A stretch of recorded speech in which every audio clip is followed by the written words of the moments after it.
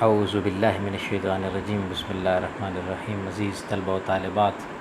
امید ہے آپ لوگ خیریت سے ہوں گے۔ مطالعہ دینی ادب کے عنوان سے جو کورس ہم پڑھ رہے ہیں اس میں آج ہم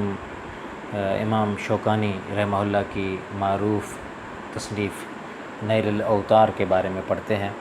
جو نیل الاوطار من اسرار منتقل اخبار کے نام سے ہمارے پاس موجود ہے۔ یہ وہ کتاب ہے جو امام شوکانی رحمہ اللہ نے تحریر کی، جو در حقیقت امام ابن تیمیہ رحمہ اللہ کے دادا شیخ مجد الدین کی احادیث کی مرتب کردہ کتاب منتقل اخبار کی شرح ہے۔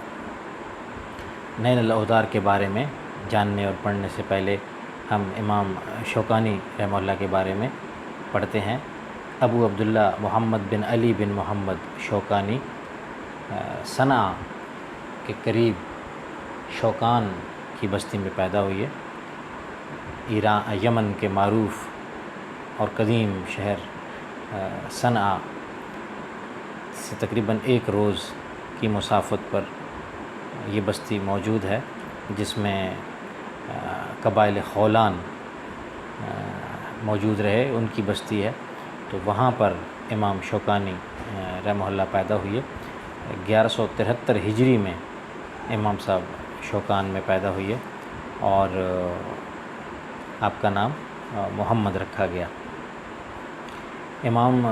شوکانی رحمہ اللہ کی نشو و نما اور تعلیم و تربیت صنعاء میں ہوئی، اور آپ نے بہت سارے اساتذہ سے دین پڑھا۔ دین کی مبادیات اور بنیادی کتب آپ نے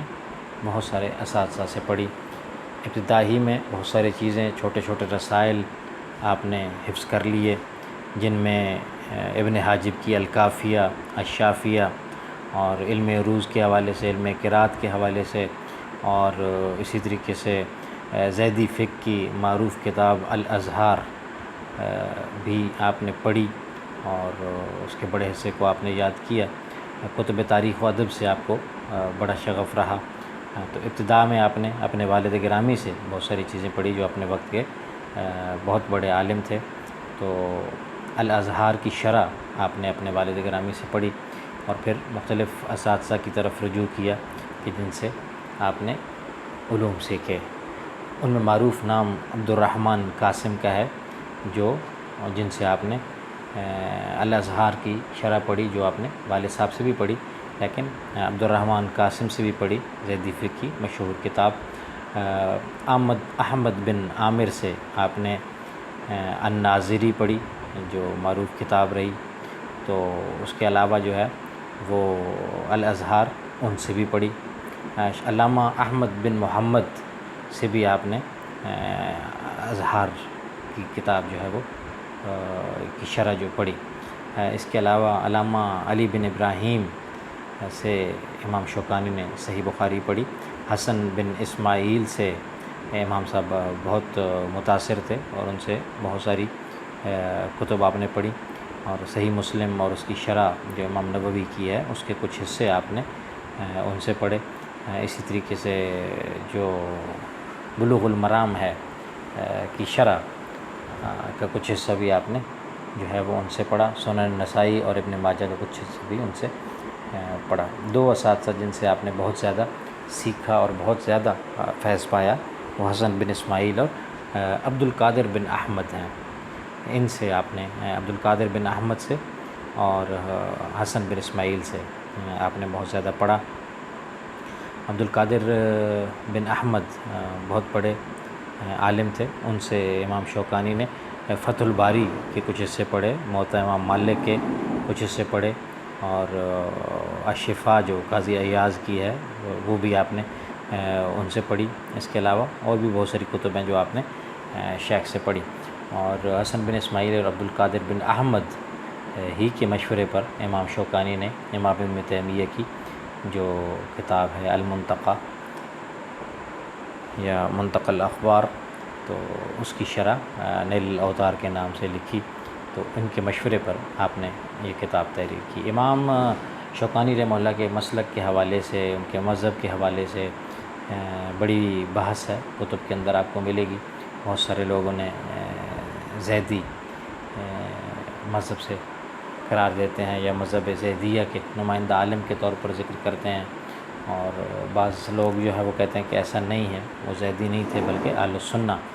کے ہی بہت بڑے امام تھے، اور کسی ایک مذہب کے پیروکار نہیں تھے بلکہ وہ مجتہد تھے، اور ان کے ہاں ان کی کتب کے اندر ان کو دیکھنے سے، ان کی کتب کو پڑھنے سے یہ پتہ چلتا ہے کہ وہ سنی اسکول آف تھاٹ کی نمائندگی کرتے دکھائی دیتے ہیں۔ لیکن ایک بڑا طبقہ ایسا ہے، خاص طور پر علماء احناف کے ہم یہ دیکھتے ہیں کہ وہ ان کو زیدیہ کے نمائندہ عالم کے طور پر جو ہے وہ ذکر کرتے ہیں۔ امام شوکانی نے بہت ساری کتابیں لکھی، جو ان کی دستیاب کتب ہیں ان کی بھی ایک بڑی فہرست ہے کہ، اور اس کے علاوہ جو ہے بہت ساری ان کی کتابیں ایسی ہیں کہ جو مخطوطات کی صورت میں آج ہمارے پاس موجود ہیں۔ جو ان کی دستیاب کتب ہیں وہ تقریباً 38 کے قریب ہیں، اور تقریباً 240 کے قریب ایسی ان کی کتب ہیں جو مخطوطات کی صورت میں ہیں۔ ان میں سے بھی بہت ساری جو ہے ان پر کام ہوا ہے اور ان کو منصہ شہود پہ لایا گیا ہے۔ منتقل اخبار احادیث کا مجموعہ ہے، اور یہ ان احادیث کا مجموعہ ہے جو احکامات سے تعلق رکھتی ہیں۔ جس طریقے سے آپ دیکھتے ہیں اور آپ جانتے ہیں کہ تفسیر کے اندر جو ہے احکامی آیات کی بھی تفسیر کی گئی، اور مستقل ایک پوری صنف جو ہے اس حوالے سے متعارف ہوئی ہے، جو احکامی تفاسیر کے طور پر ہمارے سامنے موجود ہے یا ہمارے پاس موجود ہے۔ تو اسی طریقے سے احادیث جو احکامات سے متعلقہ تھیں ان کو بھی مرتب کیا گیا، اور ان کے بھی مجموعے جو ہے وہ تیار کیے گئے۔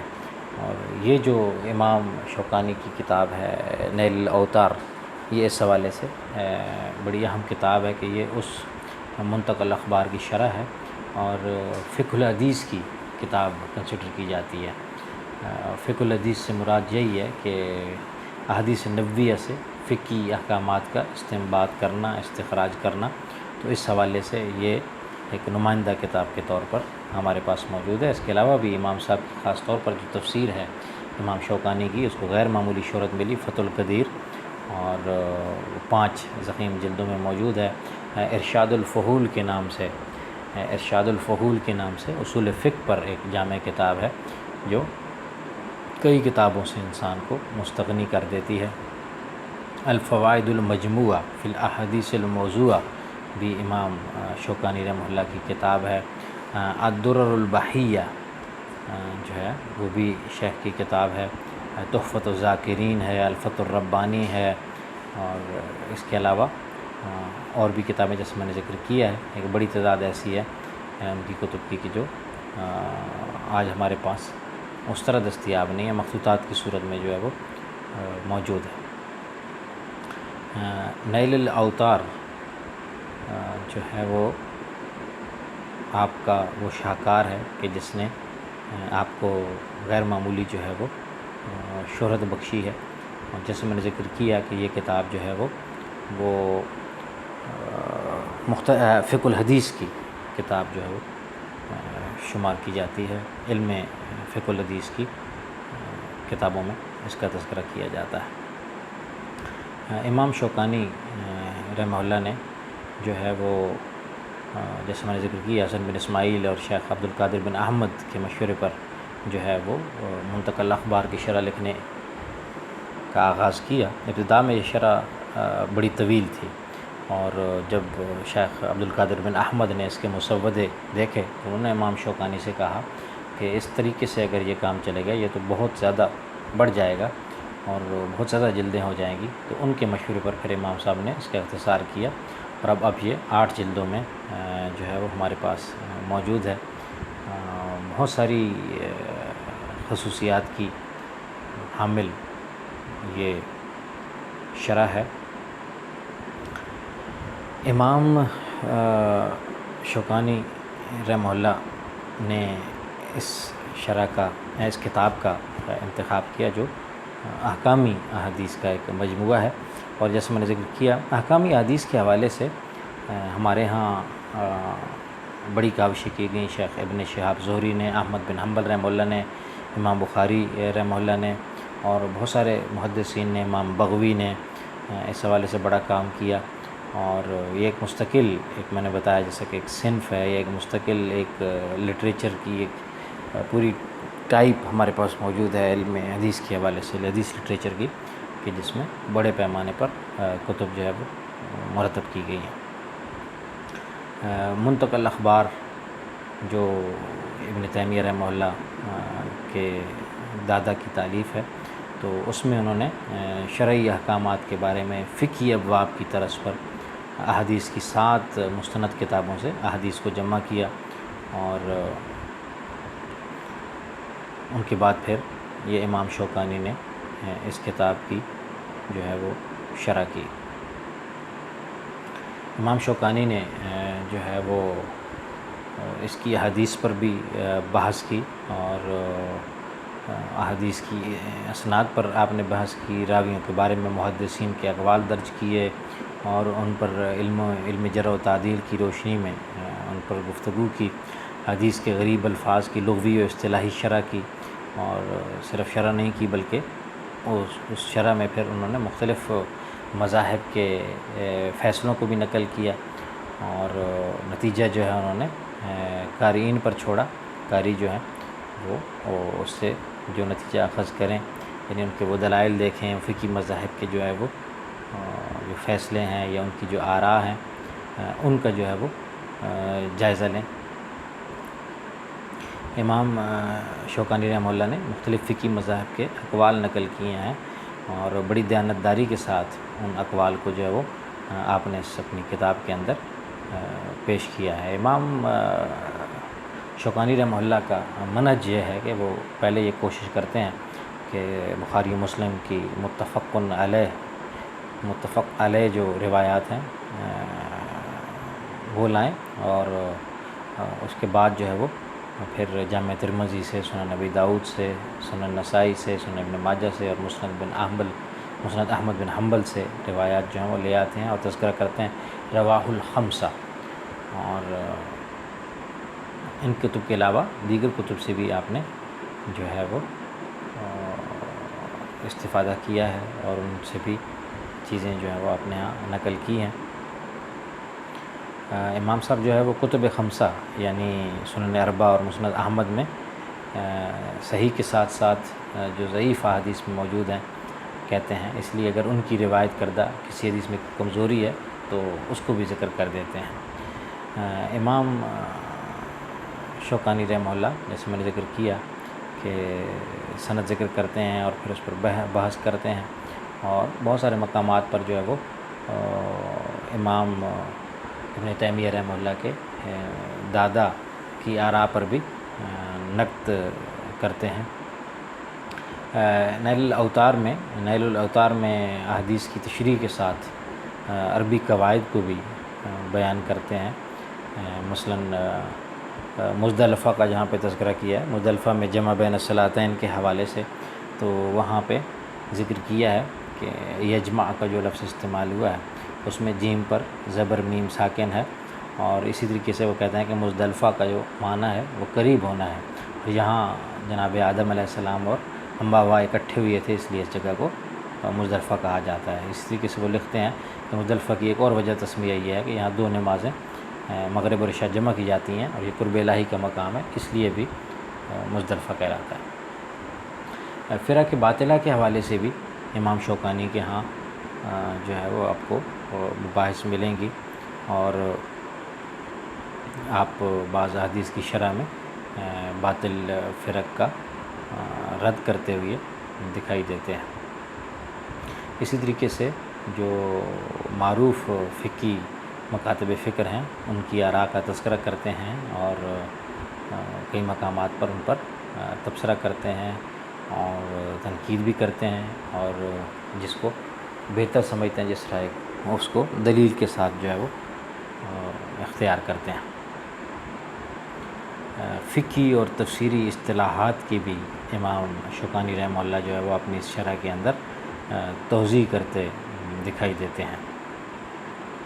اہل بیت کی اصطلاح کو جو ہے بڑا کھول کر بیان کرتے ہیں اور بڑے منطقی اور علمی اسلوب کے ساتھ، اور یہ ثابت کرتے ہیں کہ ازواج مطہرات بھی جو ہے وہ اہل بیت میں شامل ہیں، اور بنو ہاشم میں ابو لہب کے علاوہ آل جعفر، آل عقیل، آل عباس سب جو ہے وہ اہل بیت میں شامل ہیں۔ علمی ربط کا اسلوب بھی جو ہے وہ اس شرح کے اندر امام شوکانی رحمہ اللہ نے اختیار کیا ہے، اور امام صاحب نے اس حوالے سے اس علمی ربط کی بھی درجنوں مثالیں جو ہے وہ ان کی اس کتاب کے اندر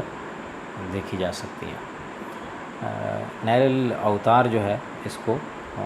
پڑھنے سے بہت ساری چیزیں جو ہیں وہ سامنے آتی ہیں۔ ایک تو یہ کہ امام صاحب جو ہے وہ مقلد نہیں ہیں بلکہ مجتہد ہیں، اس لیے ان کی اجتہادی آراء جو ہے وہ اس کے اندر ہم پاتے ہیں۔ اسی طریقے سے جو بعض چیزیں امام ابن تیمیہ رحمہ اللہ کے دادا یعنی شیخ مجد الدین سے رہ گئی تھیں، یا جن چیزوں کے اندر وہ خود ابہام کا شکار ہوئے، ان کی توضیح کرتے بھی دکھائی دیتے ہیں۔ اسی طریقے سے جو ہے وہ علم جرح و تعدیل کا جیسا میں نے ذکر کیا سہارا لیتے ہیں، اور اس سے متعلقہ مباحث بھی، یعنی سند احادیث کی اسناد پر جب بات کرتے ہیں تو اس میں ائمہ جرح و تعدیل کی آراء کو بھی لے کر آتے ہیں۔ خاص طور پر ابن حجر عسقلانی سے بہت زیادہ استفادہ کیا ہے، تقریب التہذیب سے اور ابن ابی حاتم کی کتاب سے، اور اسی طریقے سے ابن حبان سے، تو ان کے تذکرے بھی یا ان کی آراء بھی اپنے ہاں نقل کرتے دکھائی دیتے ہیں۔ اسی طریقے سے امام شوکانی رحمہ اللہ جو ہے وہ حدیث مرسل کی حجیت کے قائل نہیں ہیں، اور اس شرح کو پڑھنے سے ہمیں یہ بھی پتہ چلتا ہے کہ امام صاحب جو ہے وہ ضعیف احادیث کو فضائل اعمال میں ان شرائط کے ساتھ کہ جو ائمہ نے علماء نے ذکر کی ہیں لیتے ہیں، اختیار کرتے ہیں اور اس کو ذکر کرتے ہیں۔ اسی طریقے سے جو احادیث کے اندر بظاہر تعارض نظر آتا ہے اس کو جو ہے وہ دور کرتے ہیں، اور مختلف جو اس حوالے سے طرق ہیں تعارض کو دور کرنے کے حوالے سے تو ان کو اختیار کرتے ہیں۔ اسی طریقے سے امام شوکانی جو ہے وہ چونکہ اجماع اور قیاس کو تسلیم نہیں کرتے، حجت تسلیم نہیں کرتے، تو یہ چیز بھی ہمیں نظر آتی ہے کہ وہ ان کے ہاں قیاس اور اجماع جو ہے وہ حجت نہیں ہے۔ تو اسی طریقے سے ہم یہ دیکھتے ہیں کہ عربی ادب یا ادبیت بھی ہمیں بڑی واضح اس کے اندر دکھائی دیتی ہے۔ آپ کی ادبی ذوق جو ہے اس کے نظائر بھی آپ کو اس اعلیٰ اسلوب اور عمدہ طرز تحریر کی بنا پر امام صاحب نے، جیسے میں نے ذکر کیا کہ ان کی اس کتاب میں انہوں نے بہت ساری کتب سے استفادہ کیا، اور جن میں جیسے میں نے ذکر کیا بہت زیادہ وہ جو استفادہ کرتے دکھائی دیتے ہیں اس شرح میں، وہ فتح الباری سے ہے، اور التلخیص جو کتاب ہے حافظ ابن حجر عسقلانی کی، اس پر بہت زیادہ جو ہے وہ انحصار کرتے دکھائی دیتے ہیں۔ تو یہ وہ امتیازات ہیں، یہ وہ انداز ہے، منہج و اسلوب ہے امام شوکانی رحمہ اللہ کا، جو ہمیں ان کی اس شرح کے اندر دکھائی دیتا ہے۔ اور لغت کی مباحث جیسے میں نے ذکر کیا وہ بھی ہیں، اور اہل لغت کی طرف رجوع کرتے دکھائی دیتے ہیں، ان کی کتب سے جو ہے وہ باقاعدہ حوالے دیتے دکھائی دیتے ہیں۔ اسی طریقے سے جو ہے وہ فقہی مسائل کے استنباط کے حوالے سے فقہاء صحابہ کا اور فقہاء تابعین کا، فقہاء متقدمین کا، فقہاء متاخرین کا تذکرہ کرتے ہیں، اور جو بلند پایہ اہل علم ہیں ان کی آراء کا تذکرہ کرتے ہیں، اور ان کی آراء پر اعتماد کرتے دکھائی دیتے ہیں بہت سارے امور کے اندر۔ تو بہت سارے پہلوؤں سے نیل الاوطار جو ہے وہ ایک اعلیٰ مجتہدانہ مہارت اور بصیرت کا شاہکار ہے، اور فقہ الحدیث یا آپ کہہ سکتے ہیں علم فقہ الحدیث کے حوالے سے امہات کتب میں اس کتاب کو شمار کیا جاتا ہے، اور اہل علم نے اس کو بہت زیادہ اہمیت سے نوازا ہے کہ اس حوالے سے یہ ایک بڑی شاہکار کتاب ہے۔ نیل الاوطار من اسرار منتقى الاخبار، امام شوکانی رحمہ اللہ کی، اور جیسے میں نے ذکر کیا کہ ان کے حوالے سے بہرحال دو طرح کی آراء موجود ہیں۔ کچھ لوگوں نے انہیں زیدی فقہ کا نمائندہ قرار دیا ہے، اور مسلک کے فقہ زیدیہ میں ان کو شمار کیا ہے، اور بعض لوگ کہتے ہیں کہ نہیں، وہ زیدی نہیں ہے بلکہ اہل السنہ ہی کے ایک عالم ہیں کہ جو بہرحال زیدی علماء سے پڑھتے رہے ہیں، یا چونکہ یمن کے اندر زیدیہ بہت زیادہ تھے، اس لیے اس حوالے سے ان کے تذکرے اور آپ کے ہاں آپ کی کتب کے اندر ان کے حوالے بہت زیادہ ہمیں ملتے ہیں۔ آپ نے چونکہ ان سے بہت زیادہ استفادہ کیا، ان سے پڑھا، اس لیے۔ لیکن آپ کی آراء کے اندر ہم یہ دیکھتے ہیں کہ جو اہل السنہ کے ائمہ ہیں، ان کی کتب سے، ان کی تحریروں سے آپ نے بھرپور استفادہ کیا، جا بجا ان کے تذکرے ہیں، ان کے حوالے ہیں، ان کی آراء میں سے بعض آراء کو آپ ترجیح دے رہے ہیں، اور ان کو باقاعدہ اختیار کر رہے ہیں، اور بہت ساری جگہوں پر جو ہے وہ تنقید بھی کر رہے ہیں، اور اپنی ایک منفرد رائے بھی رکھتے ہیں دلیل کی بنیاد پر۔ تو نیل الاوطار من اسرار منتقى الاخبار، اس کتاب کو آپ ایک دفعہ دیکھیں، اس کو کھولیں، اس کی فہرست کو دیکھیں، ایک دو مقامات سے اس کو پڑھ لیں، دیکھ لیں، تاکہ آپ کو پتہ چلے کہ احکامی حدیث کے حوالے سے جو کام ہوا ہے اس حوالے سے ایک بڑی بہترین دستاویز ہے کہ جس کے بارے میں جاننا یا معلوم کرنا علوم دینیہ کے طالب علم کے لیے، خاص طور پر علم حدیث اور علم فقہ کے پڑھنے والوں کے لیے یقیناً ان کے علم میں بھی اضافے کا باعث بنے گا، اور ان کو ایک اعلیٰ علمی کعبے سے متعارف کروائے گا انشاءاللہ۔ ایک دو اور موضوعات، خاص طور پر جو مولانا ظفر احمد عثمانی کی کتاب جو ہمارے کورس میں جس کا تذکرہ ہے، اس کے بارے میں پڑھیں گے، اور پھر انشاءاللہ ہمارا یہ کورس جو ہے وہ اپنے تکمیل کو پہنچے گا۔